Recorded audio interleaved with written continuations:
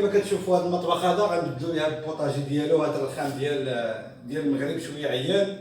المهم غندقدقوه واللي غنخدم معاه هي هذه، وغنوريكم الشكل. وشوفوا هاد لابابو كي داير، وغنوريكم لابابو شي حاجه زوينه طوب. باش نحيدو هاد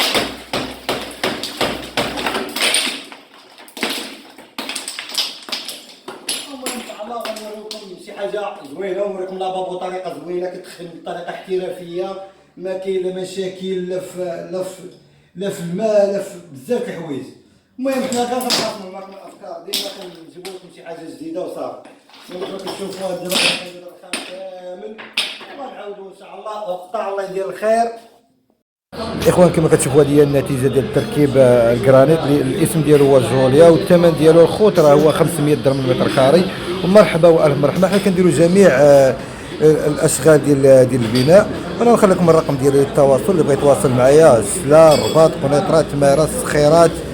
المهم مرحبا والف مرحبا. وكما كتشوفوا هذه النتيجه النهائيه، لابابو خدمناه سوبلو شي حاجه نقيه. وكنقول لكم شكرا على التتبع ديالكم.